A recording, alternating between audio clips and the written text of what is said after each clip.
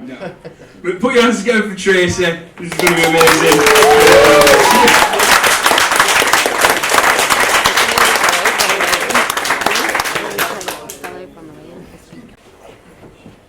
I'm blaming Tal for this and my daughter because I'm glad my phone were on silent on Saturday night because I got 2 missed calls and then a picture of her and Tal going, Mum, you've got to come down. And I were meant to be meaning I've been supporting Tal for a long time. We go way back. I'm a late writer, late starter at writing, and so this is the second time I'm sharing. So yeah, and I'm writing a book. And it's nearly finished. So my writing's about addiction, life, shit happens. I've got a website called Have a Word With Yourself because I think that's what a lot of us have got to do, think for ourselves. So this is first point is about my journey with addiction. And then the second one is about my dad, who were alcoholic and who passed away. So that's what my book's about. 2 journeys of addiction. One sadly ends. Unfortunately, my dad passed away, which is a very good thing, actually. And obviously, I'm still here. So this is mine. It's upbeat as well. It is a bit crap and what have you, but it's real stuff, isn't it? So.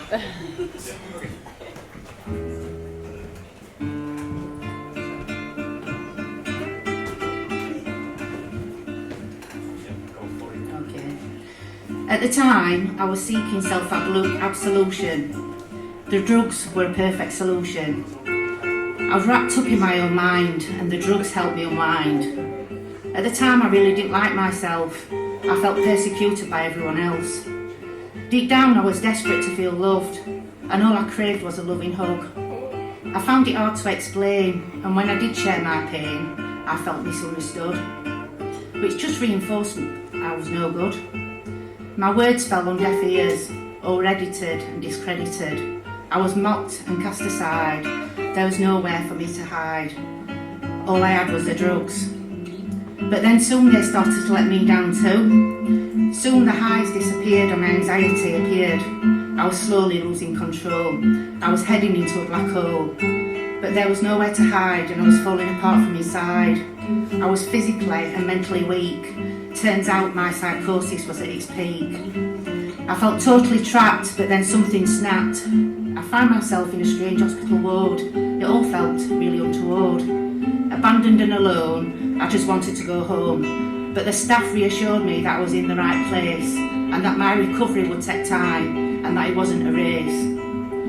I felt completely defeated and my mind and body were depleted. I felt hollow inside. But then from a pit of my stomach, a whisper cried, the old Tracy is gone, it's time to move on. I realised that this was my chance to start afresh, to finally sort out my mess. I came out of that mental institution, realising that the drugs were a poor solution, and for my own sanity's sake, I had some tough decisions to make. I needed to start afresh and go it alone, and take some chances into the unknown. Day by day, I learned how to keep my cravings at bay. I took strangers' advice on ways to avoid my old vice.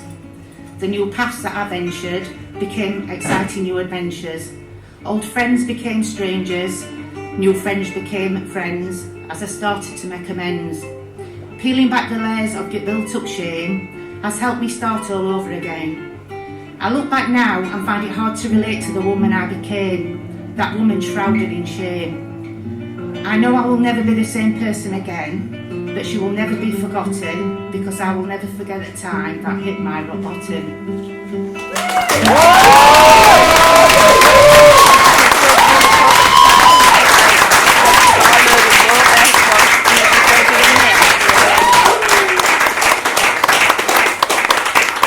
I'm proper shaking. I'm doing a towel.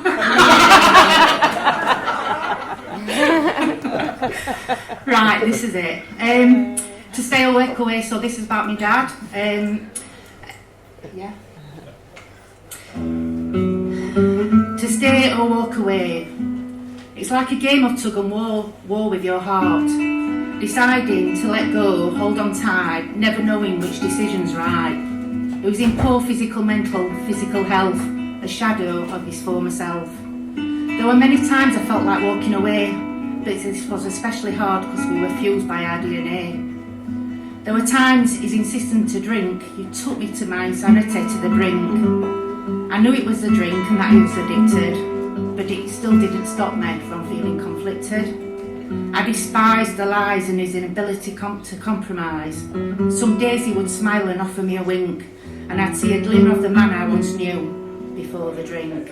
I prayed each day that he might hit his rock bottom, to catch a glimmer of himself, the man he'd forgotten, but sadly that day never came. Each brief spell in A&E provided respite from the hot alcoholic haze, but upon his release he'd be back on it in days. Totally oblivious to my pain when he chose to pick up again, the level of denial was intense, and at times it just didn't make sense.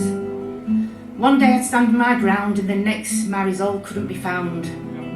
I tried hard not to feel his pain, and I questioned myself, who was insane? I had to remind myself that this wasn't him, and I prayed that the alcoholism wouldn't win. Not one to be defeated, I never gave up. I tried everything in the book, but it was hard. But it wasn't just the drink that pushed me to brink. The judgment and shame from others were enough to drive you insane. All people could do was chastise while he wasted away before my eyes. They couldn't see beyond the addiction, which caused no end of friction. Often people would say, "You're mad, just walk away," but they didn't understand, which made me sad, because at the end of the day, he was my dad. The alcohol might have stripped him of his dignity, but I still loved him unconditionally. I'm finally at peace with my grief, and while life will never be the same, if I had to, Dad, I would go through it all again.